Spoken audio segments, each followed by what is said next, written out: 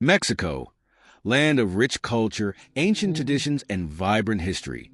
But beneath its beauty lies a darker side, where restless spirits and unsolved mysteries lurk. From an island full of eerie dolls to a forgotten fortress where the screams of tortured souls echo through the halls, these are the 5 most haunted places in Mexico. And tonight, we take you on a journey into the unknown, where the living are not the only ones who walk the earth. Alamos House, Sonora. The Alamos House was built in the late 1800s by the wealthy de la Vega family. On the surface, they were a picture of elegance and prosperity. But behind those grand doors lay secrets, dark, suffocating secrets. Rumors of satanic rituals, disappearances, and violent deaths plagued the family. Locals whispered that the patriarch, Don Emiliano de la Vega, had struck a deal with the devil himself in exchange for wealth and power. It began with small things: livestock mutilated under the full moon, shadowy figures seen moving through the house at night, and then the family started dying, one by one. First, Don Emiliano's wife, Beatriz, found hanging in the grand ballroom, her face frozen in terror. Then their youngest daughter, Sophia, disappeared, her tiny footprints leading from the nursery to the well out back. They say her cries can still be heard at night, calling for her mother. By the early 1900s, the house stood abandoned, but it didn't stay empty for long. Thrill seekers, treasure hunters, and ghost hunters all came to the Alamos House. Few made it out unscathed. There's the story of the schoolteacher who spent one night in the house, only to be found wandering the streets the next morning, muttering about the watchers. Her eyes were gouged out, and she clawed at anyone who tried to help her. Many believe the house itself is alive. Doors slam on their own. Shadows dart across the walls, even in the absence of light. The walls seem to breathe, and visitors report feeling watched, always watched. One of the most chilling discoveries came in 1987. A group of urban explorers found a hidden room in the basement, sealed with iron chains. Inside were dozens of decomposed bodies, bones twisted unnaturally, as if they had died in agony. They say the Alamos House hungers for what no one knows. But if you're brave or foolish enough to visit, remember this: it's not the house you should fear. It's what lives inside. And once you step through those doors, you may never leave. Have you heard the whispers of Alamos House? Share your story below. But beware, some secrets are better left buried. Misneebulum, the ghost town that whispers death. Misneebulum was founded in the early 1900s during Yucatan's henequen boom. For years, this tiny community thrived under the guidance of its landowner, Don Fidencio G. Marquez. But prosperity often comes at a cost. Beneath the surface of Misneebulum's idyllic facade lay whispers of darkness, betrayal, death, and the supernatural. It is said that the town's prosperity was built on the backs of exploited workers. Fidencio, known as a ruthless overseer, ruled with an iron fist, sparking resentment among the villagers. And then in 1921, the first tragedy struck. A wave of violence and mysterious deaths began to plague the town. Among the most infamous tales is that of Juliancito, a young boy who was found hanging in the local hacienda.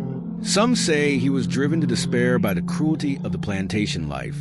Others whisper that his death was no accident, that something sinister lured him to his demise. Juliancito's spirit is said to linger here, his faint laughter carried on the wind. Visitors to Misneebulum report hearing his voice in the dead of night, calling out for help or perhaps for vengeance. But Juliancito's death was only the beginning. Over the years, Misneebulum became a magnet for misfortune. In 1930, Don Fidencio himself was assassinated, shot dead while riding his horse through the village. His death marked the start of a mass exodus. By the 1940s, the population had dwindled to just a handful of families. The local priest, Padre Gabriel, tried to save the town by performing exorcisms, convinced that evil forces had taken hold. But his efforts were in vain. The few remaining residents began to report sightings of shadowy figures lurking in the fields, strange lights in the skies, and unexplainable noises coming from the forest. By the 1960s, Miss Neblum was completely deserted. Today, it stands as a ghost town, both in the literal and spiritual sense. Those brave enough to visit speak of an oppressive atmosphere that chills to the bone. Electronics fail. Footsteps echo where no one stands, and shadowy entities seem to follow intruders as they explore the ruins. Legends say that Miss Neblum is cursed, a place where the boundaries between the living and the dead blur. Some locals believe it is haunted by the spirits of those who suffered under Fidencio's rule. Others insist it is something darker, an ancient force tied to the land itself, awakened by greed and bloodshed. Listen closely. Can you hear them? The haunting tales of Panteon-de-Bullen, Guadalajara's most disturbing cemetery. Built in 1848 during an epidemic of cholera, Panteon-de-Bullen was originally intended as a resting place for the city's elite and the victims of disease. But over the years, it has become something far more sinister, a hotbed for ghostly activity and disturbing legends. Some say the cemetery itself is cursed, built on land soaked in tragedy. Others believe the restless spirits here are tied to the dark, violent history of Guadalajara. Whatever the reason, one thing is certain. Panteon-de-Bullen is not a place for the faint of heart. One of the most infamous stories from this cemetery is that of the vampire's tomb. According to legend, a man in the 19th century was accused of being a vampire, blamed for the deaths of livestock and children. The townspeople, gripped by fear, drove a wooden stake through his heart and buried him in a stone tomb. But that wasn't the end. Years later, the tree that grew from the stake cracked the tomb open, and strange occurrences began. Visitors report feeling an unshakable sense of dread near the grave, and some claim to see a shadowy figure stalking them through the cemetery. Could it be the vampire, seeking revenge? And then, there's the story of Nachito, the boy who feared the dark. Nachito died tragically at the age of 5, his death attributed to his overwhelming fear of nighttime. His parents, in their grief, began leaving candles on his grave every evening, hoping to keep his spirit at peace. But even today, visitors report seeing the candles inexplicably extinguished, only to reignite moments later. Some claim they've heard the faint sound of a child crying or even giggling in the dead of night. And then, there's the tragic tale of La Llorona Bullen. Though her legend varies, this spirit is said to be a woman who wanders the cemetery, mourning her lost children. Witnesses describe hearing her anguished wails echoing through the graves, a sound so haunting it chills the blood. Photographs taken at Panteon-de-Bullen often reveal more than meets the eye. Ghostly apparitions, shadowy figures, and glowing orbs are commonplace here. Some even claim to have captured faces staring back at them from the graves. And let's not forget the mausoleum of the plague victims. Buried in mass graves during the cholera epidemic, their restless spirits are said to roam the cemetery, seeking justice for their untimely deaths. Some visitors claim to feel cold hands brushing against their skin when walking near the site. Panteon-de-Bullen is not just a resting place for the dead.